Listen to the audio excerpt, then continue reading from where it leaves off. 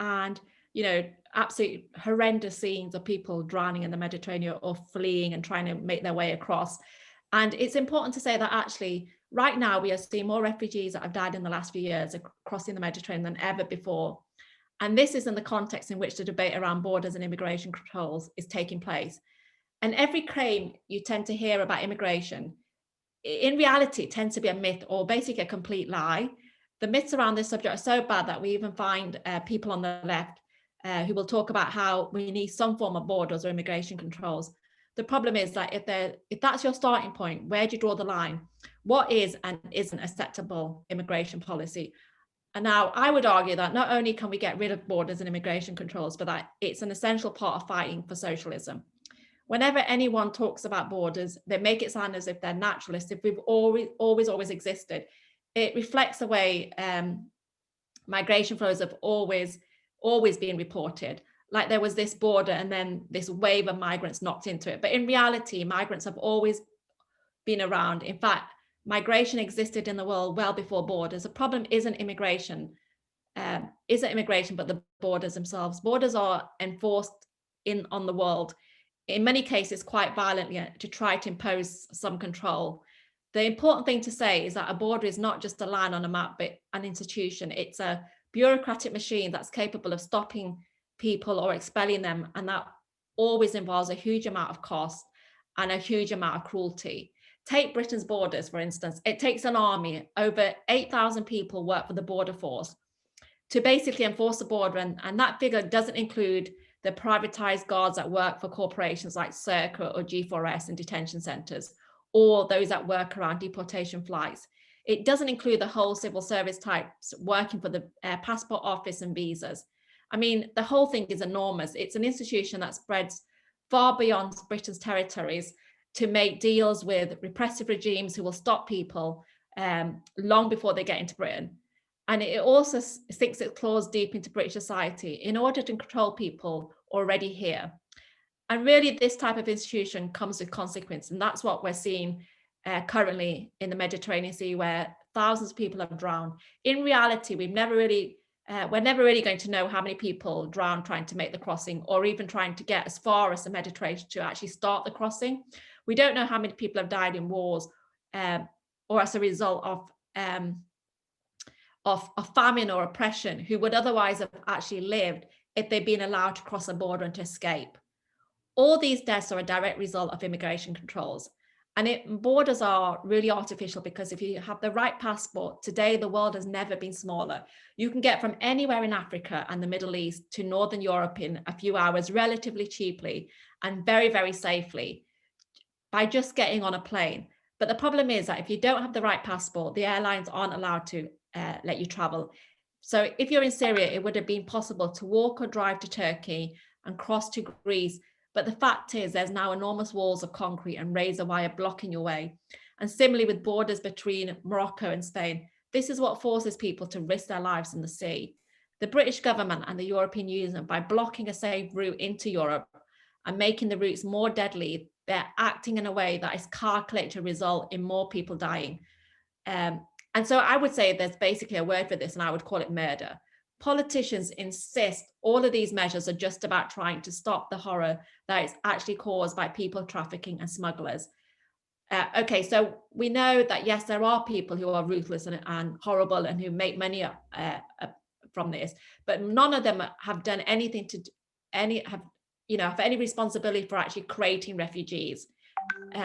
What you see, when you look at countries where we're seeing a huge proportion of refugees, it's countries like Syria, Afghanistan, Somalia, Yemen, and the South Sudan.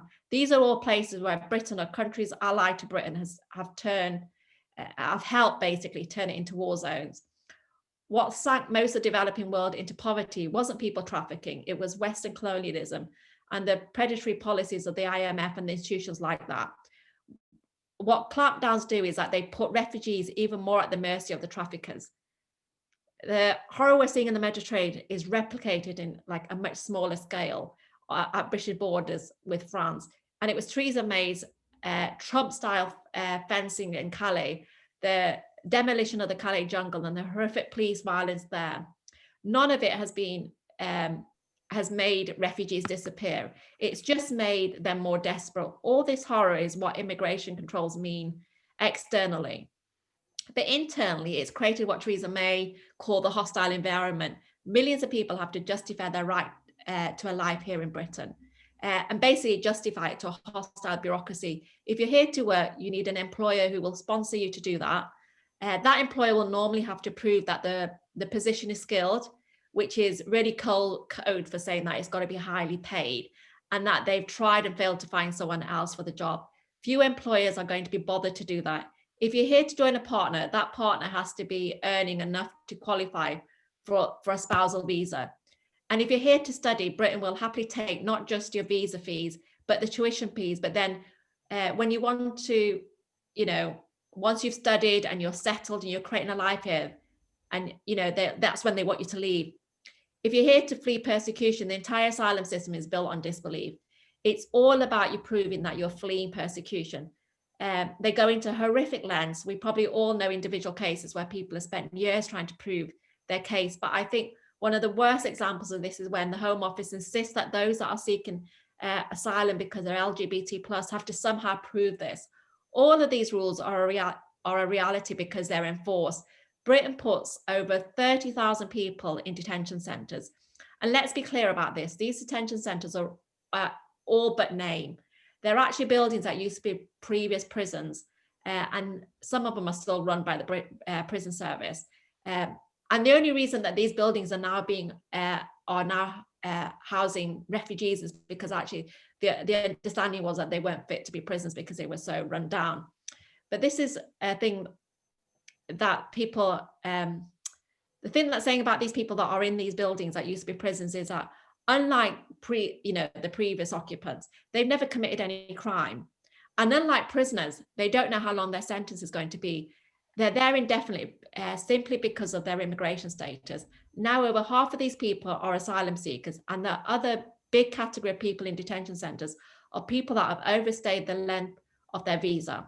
So this means basically it's people that have been living in Britain legally, in many cases for years, who have built a life for themselves with a family and a career, and suddenly all of that is torn apart. Over 40,000 people a year are removed.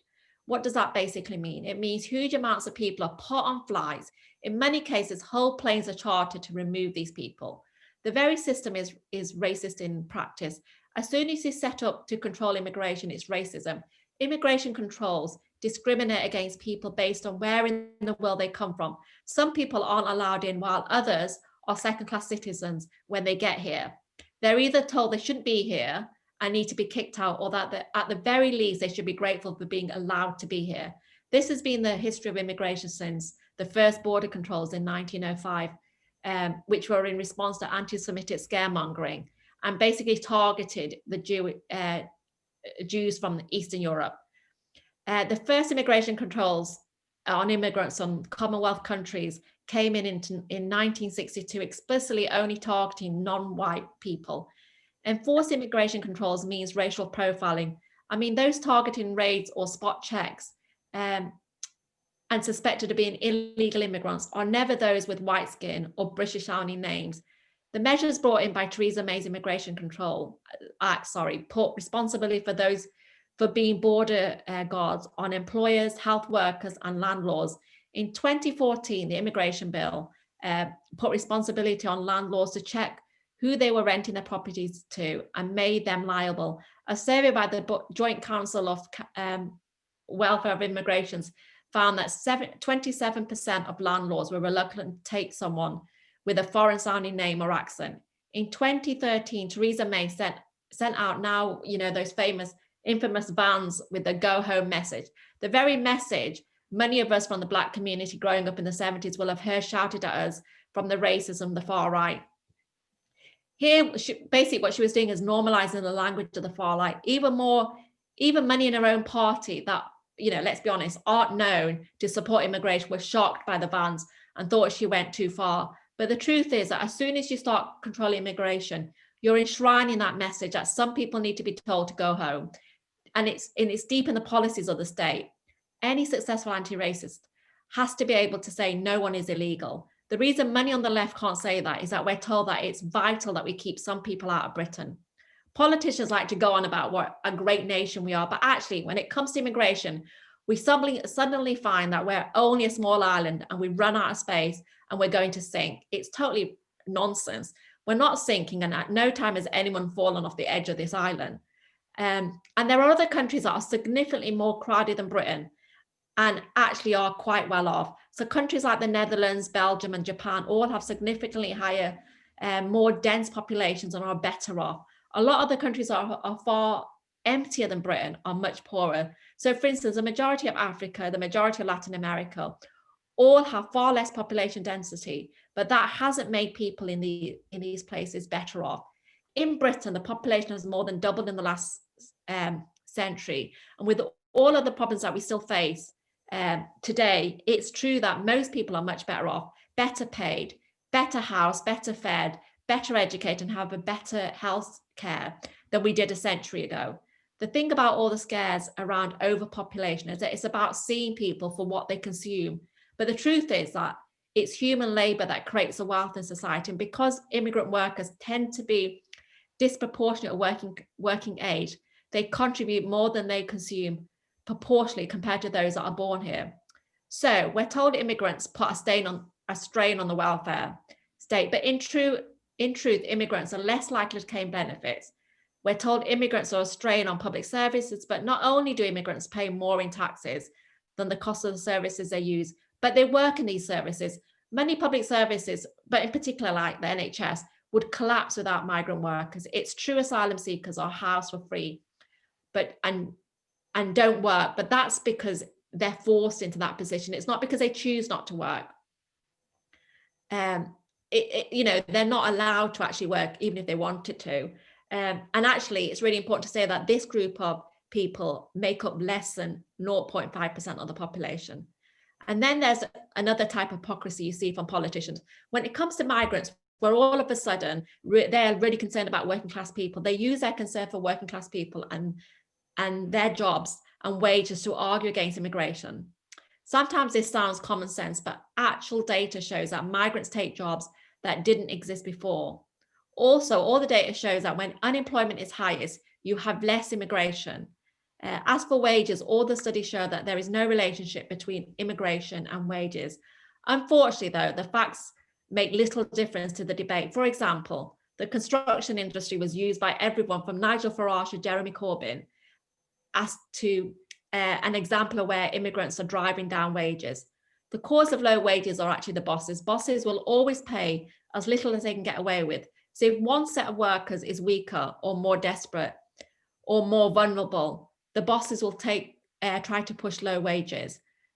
But immigrant workers do not always fit into this category. They're part of the struggles of the working class and they're part of the fight back. They've strengthened the working class. For instance, the example of migrant workers who led pay strikes in London, which were central to putting the living wage on the agenda. Migrant workers are sometimes more vulnerable, and we know that bosses exploit that, but it's the controls and the restrictions on them that makes that the case. It's much harder for a migrant worker or for anyone to stand up if you're worried about being reported to the authorities and deported. It's much harder to stand up if you need your boss's sponsorship for your work visa. So in other words, it's listing the restrictions that would actually help these workers in the long run. Bosses are always using every change in the workforce to push down wages, whether it's when more women enter the workforce or whether it's paying a younger worker less than the minimum wage than older workers. Nobody today would argue that you should keep women and young people out of the workforce. And it should be the same for migrant workers. A central issue is to forge unity amongst workers against the bosses. Racial scapegoating weakens this unity against the bosses. Immigration controls are a class issue. They're a weapon of the bosses to repress and divide the working class. It's in the workers' interest to end immigration control. Anti-racists can't look to institutions like the EU, which hold migrants in contempt. The internationalist case for free movement can't be made through the defense of Fortress Europe. But the good news is that it can be made. Borders are a beginning and they will always have an end. They came out of a specific point in the development of human history. The nation state came along with capitalism, and in many parts of the world, the borders came much later, drawn up by European colonial powers. capital moves freely across borders. It's workers who are restricted. So in Calais, the migrants are shut out while you see freight trucks crossing, the borders and stuff. You see them crossing the channel. Governments try to attract the rich while shutting out the poor. In capitalism, the control of these borders is really recent. Before 1905, there was not immigration controls. There was no detention centres until the 1990s. But despite the lack of immigration controls, Britain was never flooded out. It is not true that if there was no immigration controls, then everyone would come to Britain. Most people are very slow to rip up their bonds with their family and friendships to move from a place they were born to face an uncertain future. It's often true that some regions of Britain are doing better economically than others. But even in this case, where the barriers to moving are much less serious, people don't all move to where the economy is doing better. When you think of the impact of climate change and the aging population as socialists, we can see that not only is a world without borders necessarily, it's the only thing that fits. Leave it at that.